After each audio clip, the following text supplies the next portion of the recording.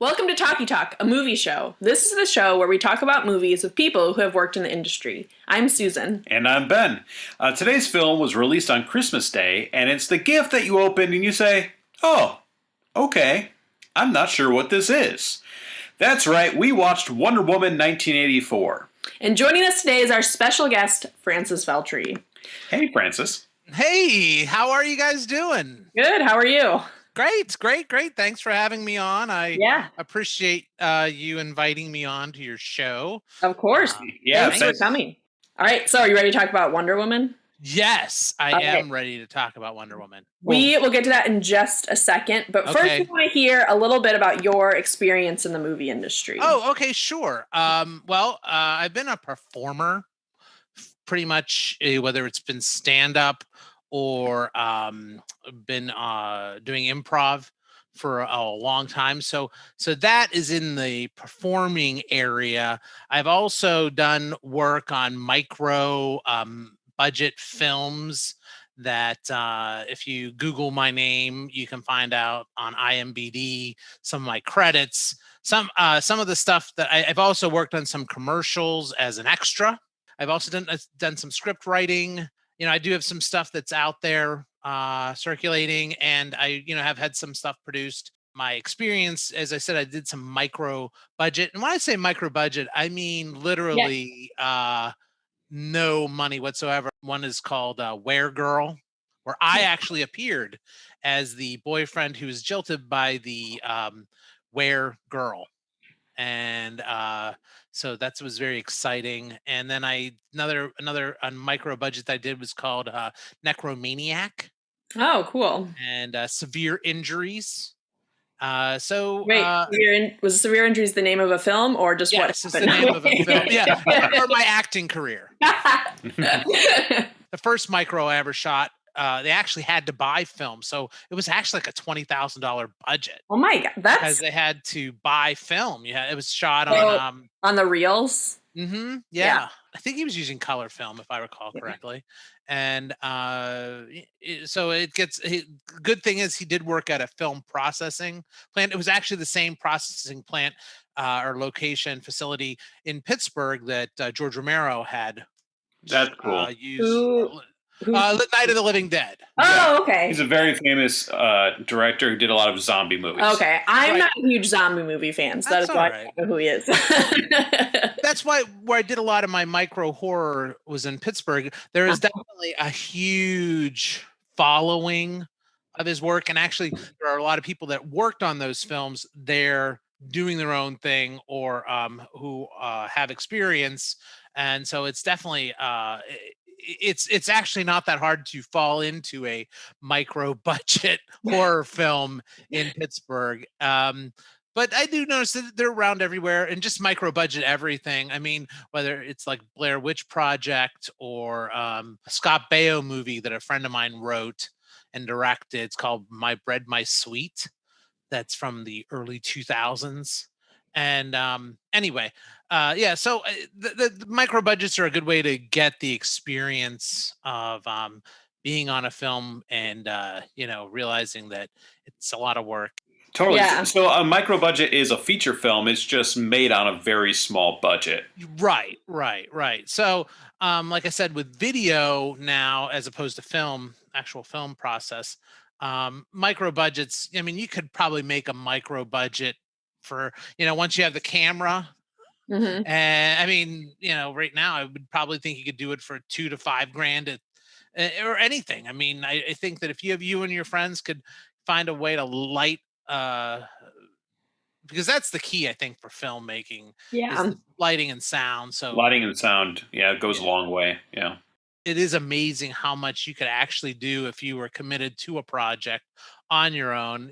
Like I said, if you just to get the camera, the lighting, and the correct audio, the kind of audio you need, you probably could do a film on, $2,000 to $5,000. And something that's a good quality that I think you could submit around to various film festivals when we have those again. Right. So how did you get on this path of working in microfilms?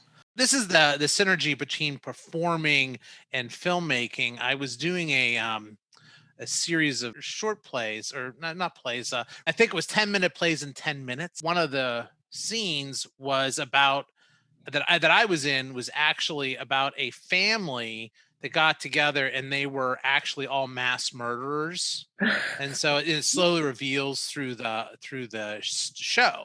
Anyway, so this was done as a live performance, and it was then selected um, as the best of this performance. Oh, These wow. and but anyway, the writer of that murder family reunion, that I think that's what I called it. I don't think that was his title. Um, he was the filmmaker, Mhm. and so then we kind of had a friendship, and he asked me to be in Necromaniac, and it went from there to severe injuries, and other projects, Were Girl, and and again, it was at that time where because the first thing was on film, where he was trying to find creative ways to get money. So I was somewhat of an investor, Okay.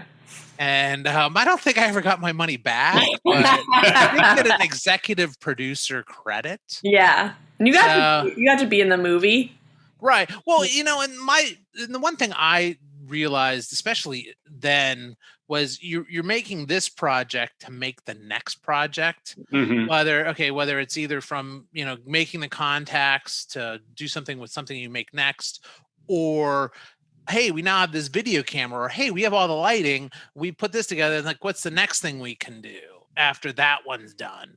And that's the way I've always looked at the industry itself. For me, whether it's getting the credit, and then trying to move on to do something else. Tell us about the commercial stuff you've done Oh, too. sure, sure, Yeah. sure.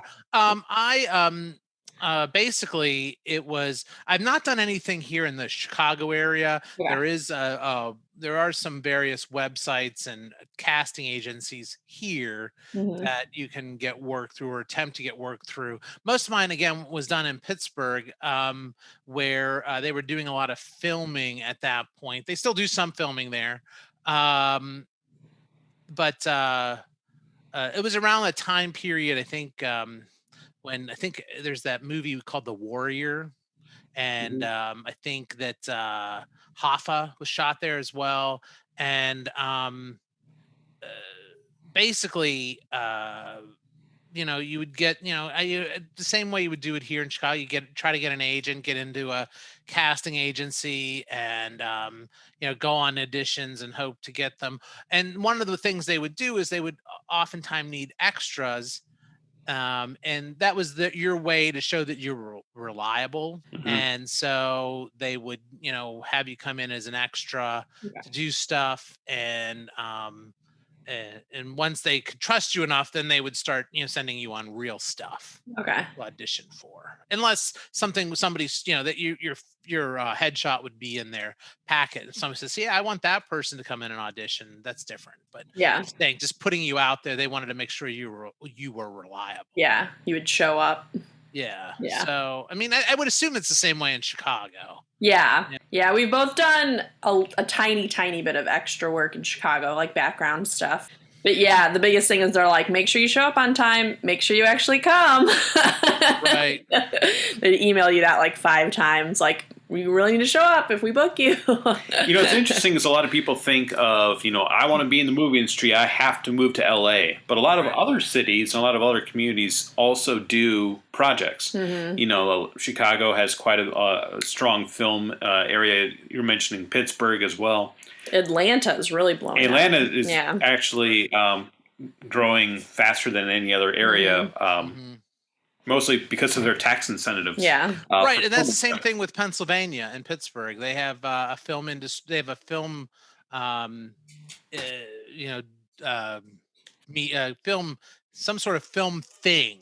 Yeah. I don't Like want to a be too. tax break. Yeah. Yeah, that too. And so they incentivize people coming to shoot film in Pennsylvania.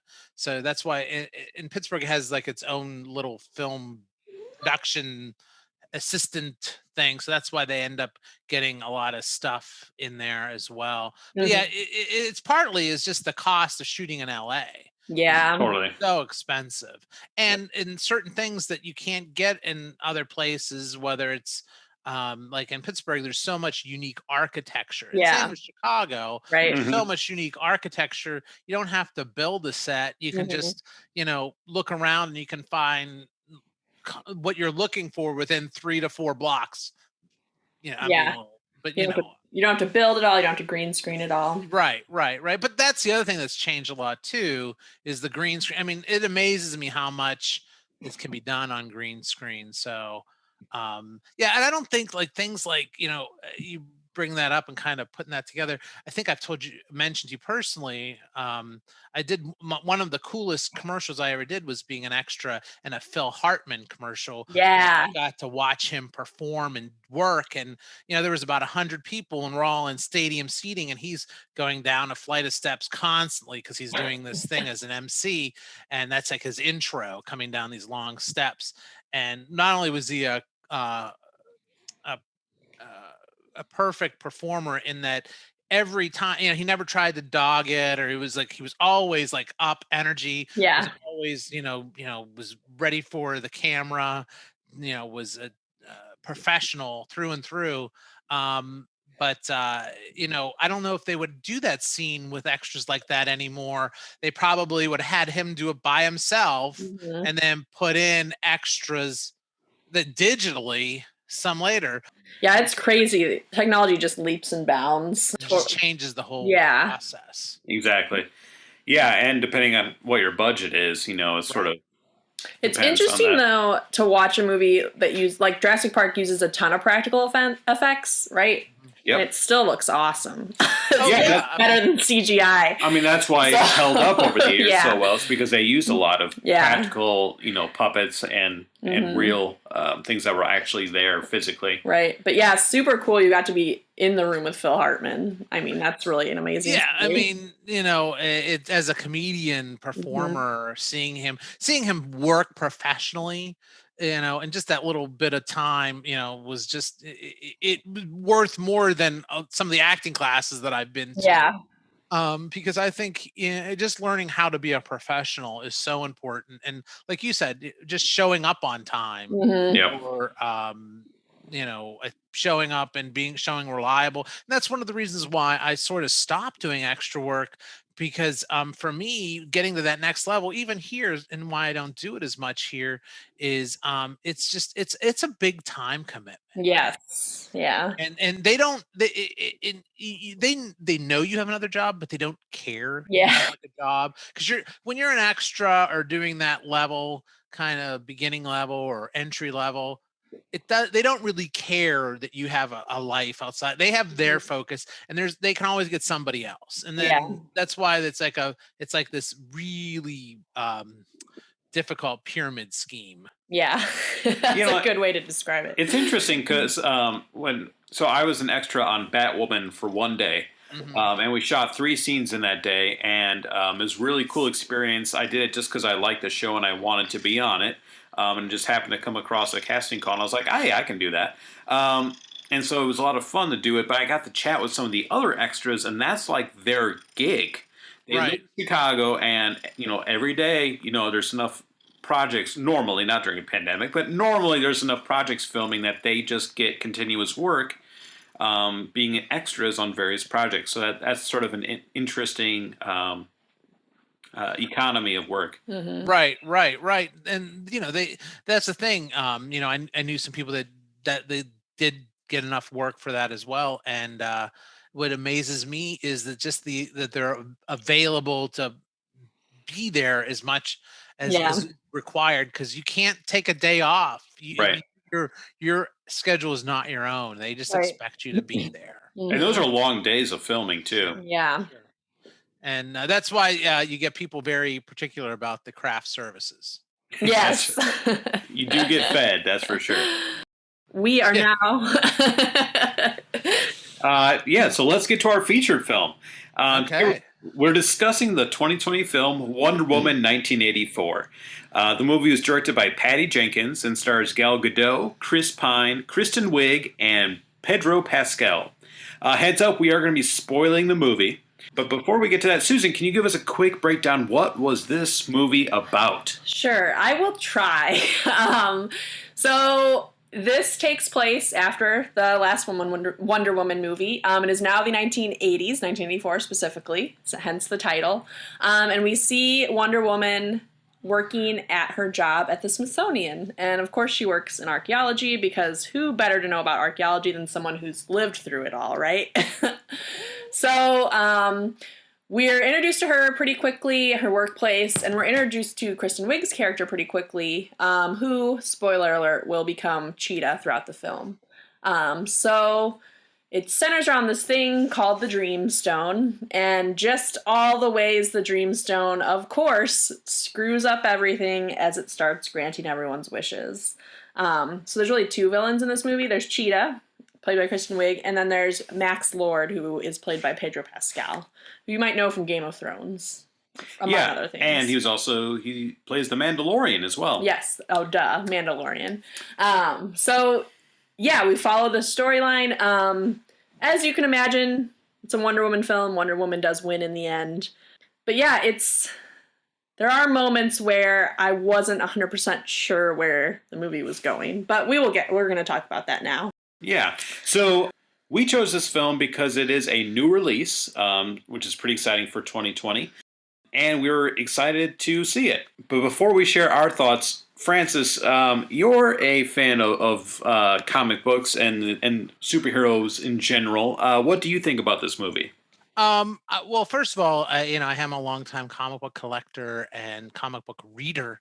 I'm not a current comic book reader. I will tell you, admittedly, I have stopped reading comics. So a lot of my knowledge does not extend past 2015. Mhm. But I think I still can say that I'm familiar enough with Wonder Woman and the story of, to get where they pulled the characters from. Again, there have been different incarnations of Cheetah, different, Several, yes. and so they pulled was it Barbara Minerva? Barbara Minerva, yeah. Post-crisis, Infinite Earth Crisis, Cheetah, and a little bit more, less costumey, more altered human. The original Cheetah was more, I'm just putting on a costume and I'm a great acrobat. And I've got some razor sharp claws. The Maxwell Lord is from Justice League. So he first appeared in the, I think it was the Keith Giffen Justice League back in the 80s.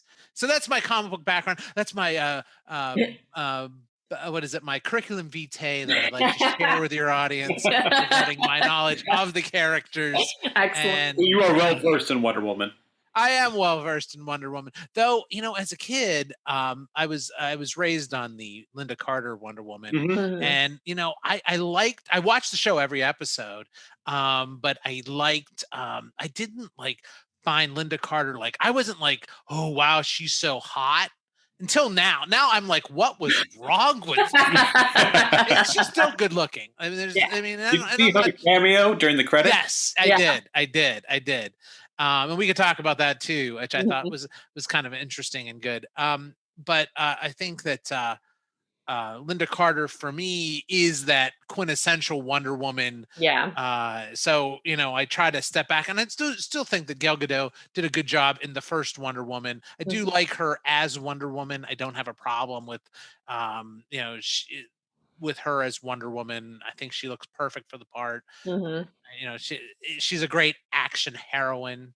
Yeah. Yeah. So, I totally agree. I think she is probably the best part of the movie. The story left a lot for me to be desired. I wanted, because I thought the first one was pretty good. I enjoyed it. I thought they did a great job establishing her character and her relationship with everybody else. But in this one, I didn't see a lot of growth for her. And I also thought it was super weird how they brought Steve Trevor into it. right. So they sort of they do resurrect him in some random guy's body, which I thought was really, really weird. Right. I think that in some of the writing classes and stuff that I've done, it says every movie gets one moment that you can suspend the reality of the film. Mhm. And I think they spent it early by doing that. Yeah. Yeah. Yeah. And so I think that by because it was unnecessary. I Yeah, didn't I didn't. really get why he couldn't just appear, you know? Yeah, because Right. the Dreamstone could bring back whatever you wished for, right? I mean, it Right. turned Pedro Max Lord into the stone, so why couldn't it just bring a dead guy back? Right. And I think that that's the whole thing with the monkey paw Yeah. theory.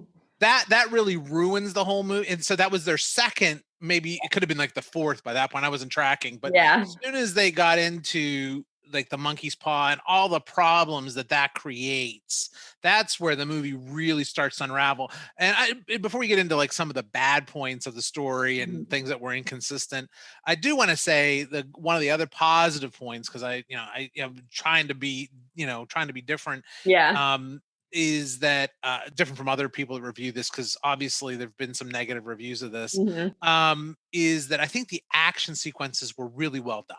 I don't Yes. think Yeah. that they were. It's interesting. I think that the opening sequence was really good with the little Olympics on the That Amazonian, was the best part of the movie. Yeah.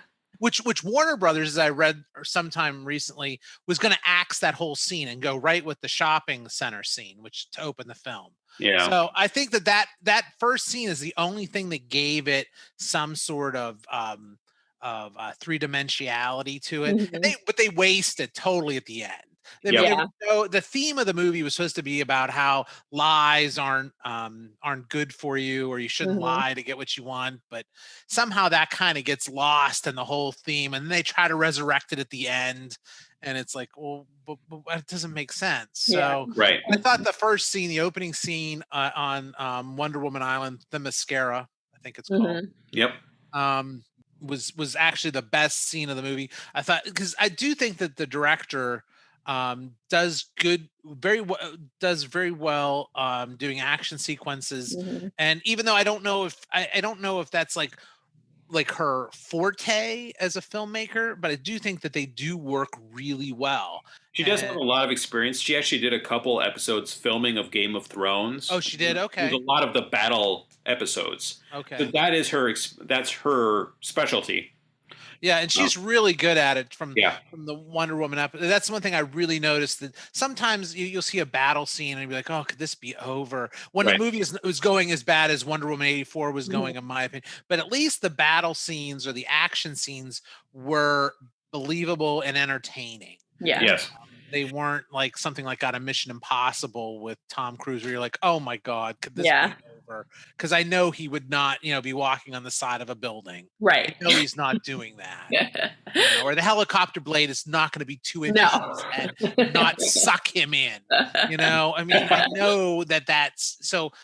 I'm just saying that that I thought that the action sequences were really good in Mhm. the film. I think Mhm. that that was the best part of the film. Yeah. What did you guys think of the monkey's paw and the whole convoluted? And obviously, when you use the word convoluted, nobody ever says that in a good way. No. I really loved how convoluted this movie Yeah. was. Yeah, I would agree with you. I think the lesson really got lost. There were points I felt like it took a long time for stuff to happen. I remember we were about 45 minutes in and I was like, I feel like nothing's getting going yet. There's not a good energy and pace to this movie. It's kind of just plodding along, and I don't know. And I guess the villains too. I agree the action sequences were great. The villains I had a hard time getting invested in. Totally. On myself not being all like typically in a movie, I get tense, as the action increases and like the stakes get higher. I never felt that invested in the stakes of this movie. And I was excited because these are good actors. Yeah, I was These really are excited like for all this these movie. people are good. So if you ask me, and you still ask me today, what is the bad guy's plan in this movie? I don't know. I have no idea. I mean, she is protecting him because, obviously she got her powers and she understands if he goes down, then she goes down. But what is his plan? To get as many people to get what they want so that he can have more power? But it doesn't feel really I don't know. It was never menacing. It just I want superheroes movies to have good villains, and I'm afraid these two just weren't quite there. Right. I think that obviously, in movies, the best actor is usually a villain because you have to have a really good villain to make a really good hero. Yeah. Right, right. And I think in this film, the problem is the villains don't really show up until the final act. Yeah. And again, we're not even sure why they're there at the Right. final act. I mean, because there was no, I mean, why Gal Gadot, I'm sorry, why Wonder Woman even cares enough about Maxwell Lord because to go after him to end up chasing him down, why she is even invested just out of a fear that maybe this was that this monkey's paw was evil, but she had no belief that it was at that point. She had no knowledge, and she still didn't. There was still no, like as in the first Wonder Woman, Ares was behind everything. There was no real like big player going on, which I think Yeah. could have helped. They never introduced. She talked about the god, but they never introduced him. I mean, that was the aha moment for me too. I'm like, Yeah. wait a minute, who's the bad guy here? Right. Right. I thought that this movie was a lot like the dual villains that they have in some of the Batman movies. Yeah. And I think they tried to do a little bit of the Catwoman Batman thing with Wonder Woman and and Minerva Cheetah. But I don't think that they ever had a relationship enough that one was like, okay, yeah, you're kind of weird, dude, Yeah. because you want what I have. But I never really got what, and I'm sure you can kind of figure it out, but I could never figure out what Kristen Wiig's character gave up to be Cheetah. Maybe her humanity, but I don't know what that was, because again, the monkey's paw is, and that gets problematic in this movie, I think. Yeah, totally. And Susan asked a good question while we're watching it. She asked, "Why is this movie set in the '80s?" Yeah, I never saw a justification for it other than they get to make '80s references, but I didn't understand. Not a lot. I didn't understand how it served the plot to have it be in the '80s. I think that this has to go with the whole, and this is something this is just more of my theory on this and why this happens. That's a good in DC Comics. I think first of all, why Wonder Woman was set in World War I when originally Wonder Woman set in World War II is they want to kind of separate it from the traditional Superman history. I think they also need to keep it so that Superman is the first superhero. I'm sure this is why in Wonder Woman it comes about in World War One, and then nobody ever, like, she's never talked about again. Bruce Wayne, sees one little picture of her in one of the subsequent films, and I think that's why they set it in 1984. Even though Wonder Woman has now been out for has been alive for at that point 50 60 years, they really can't have her be a credited superhero in Warner Brothers, DC Comics history, because no matter what, Superman has to be the first superhero acknowledged in the DC universe. And why do you think that is? I think that's just historically tradition. He was the first DC Comics superhero in Action Comics #1, and from there on in, Superman is the first superhero. I mean, I would think that that's the way it has to be, and also I think because the history, the DC universe, cinematic universe, on the flip side, this is another theory, is such a mess. They put it in 1984 because they don't want to have to deal with that hot mess, which is the DC cinematic universe. Because I mean, if they set it in anywhere in the present, it gets to be like, well, is Superman alive? Is Superman dead? Is he got a mustache? Does he not have a mustache? Is he the Superman from the new Superman and Lois show? Is right? That's a good point. Mess. Yeah. Every scene in this movie, after she saves somebody or she does something, she's like, "All right, now everyone keep the secret," and it happens throughout the whole movie, and it really reinforces that she has to be on the lowdown. But then again, she's wearing this bright '80s colored costume. She's dressed like an American flag. Right. Right. Which Right. stands out, right? Yeah. And so it's sort of a funny juxtaposition. Mm-hmm. That's the other thing that really bugs me when you really think about it. If Wonder Woman's around in 1984, how does anything bad happen between 1984 Yeah. up to the present? Like, let's say in 1983 she was off like somewhere else, and Mhm. but if we know she's in DC in 1984, how does how like even 2000, how does 9/11 happen? Right. Right. Right. So that's like the whole thing that when you have things like that, or not to get into Endgame, but having Captain America go back and live his life and not doing a thing to Yeah. anybody for his whole new life is just is problematic for me. Yeah. I don't think Wonder Woman could sit around going, nope, not gonna do nothing. Not Right. gonna Yeah. do nothing. Exactly. Very much so. Yeah. Well, there's one other aspect I wanted to touch on, and this movie was released directly on HBO on their app. HBO, what is it called? Now or go? Max, HBO Max. Max. Released That's directly what on it It is. used to be Max. called HBO Now. Yeah. Right. And they right. changed it to HBO Max and put it together with some of their other stuff. Yeah. Exactly. And it was also released in theaters, but theaters are tough to get into these days. So, what do you guys think about Warner Brothers? And they're going to be doing this with a couple of films for 2021, released straight onto their app and sort of skipping the movie theaters, or at least going in at the same time. I mean, I think it's an interesting idea. I mean, I think that Warner Brothers is definitely having a cash flow issue, so they Mhm. need the cash infusion, and so they're hoping that this HBO Max really saves them. I did see that they announced an initial list of all their 2021 films that were going to be on this app. Some production companies that they did projects in concert with that were on that list didn't like the idea too much because Right. Mhm. get some of the back end money, I guess, as they say. And so I think that may push something like Dune, which was going to be a theatrical release, then it was going to be an HBO Max release, to something where maybe it's back to a theatrical release. So I think that it definitely shows that Hollywood and again, the idea was for HBO Max only to do it this year. I do think it's something people would rather have at home. I don't know Yeah. if they want to go the whole Disney Plus, I'm going to pay $40 to see Mulan. Right.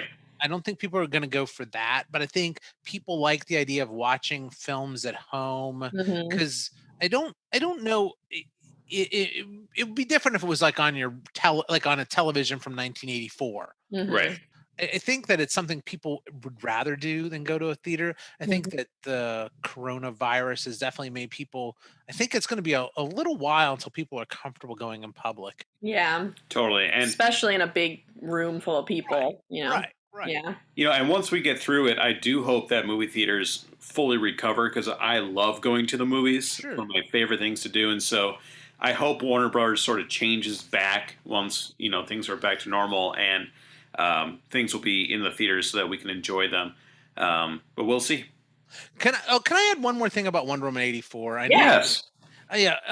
Remember the scene where Maxwell Lord is touching everybody's computer, and Yeah. touching them, and that whole okay.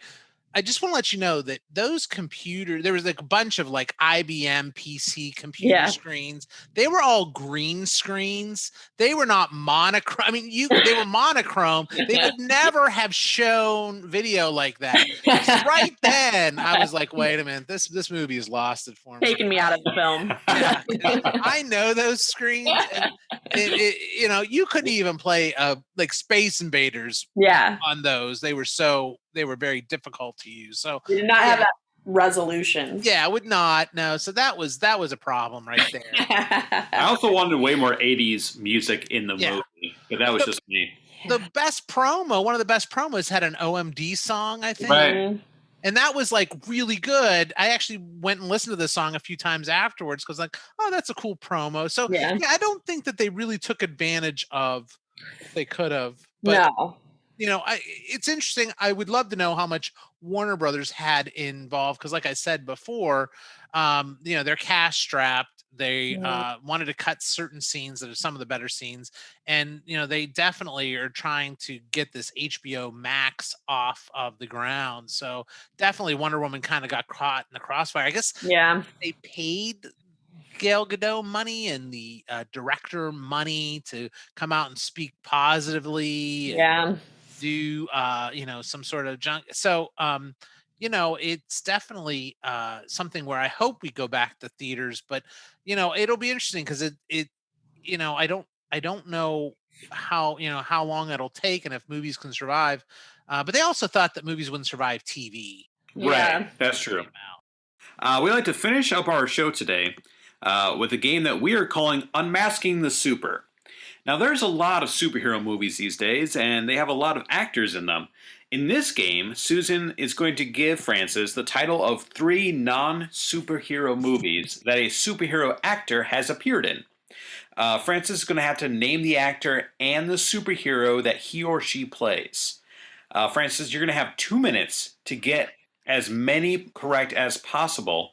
And if you get 5 right, you will win our prize. The prize, we don't know what it is. We will find something lying around our house and we will send it to you. Okay. Okay, I'm ready to go. I am All ready. right. All right, let's one do second. this. Let me start the timer. We'll let Ben start the timer, and then remember, you can say pass. Okay. Pass. All right, are you guys ready? Yes. Ready, set, go. All right. RoboCop from 2014, Jack Frost, and Beetlejuice. Oh, that's Michael Keaton. Yes. And the part? Oh, he was the Vulture. Yes. All right. I, Tanya, The Wolf of Wall Street, Once Upon a Time in Hollywood. Oh, that's Margot Kidder. Ooh. No, Robbie. Yes. Margot Robbie and her part. Margot Kidder. That would be Lois Lane from the original Superman, but it's Margot Robbie. Yes. And her part? She was Harley Quinn. Yes. Correct. All right. So we have The National Treasure, The Wicker Man, and Con Air. Oh, Nicolas Cage, Ghost Rider. Correct. Yes. All right. Mission Impossible Fallout, The Man from U.N.C.L.E., and Enola Holmes. Henry Cavill. Yes. And Superman. Excellent. One And then minute. we have Furious 7, Date Night, and Night and Day. Date Night. I don't know any of those. It's not that Alyssa Thompson. It is not. You just watched a movie featuring this actress. Gal Gadot. Correct. Yes. And her part? She was what? She was what? Astra. No, she Yes. All right. And now we'll do The Losers, Knives Out, and Snowpiercer. Oh, that is the Chris Evans. Yeah. He's Yeah. Captain America. Exactly. I only know. I mean, because I had to sit through Snowpiercer. So. Yes. Yeah. Me too. And then Cider House Rules, Seabiscuit, and Wonder Boys. Tobey Maguire, Spider-Man. Yes, you got them all. Good. We did job, all 7.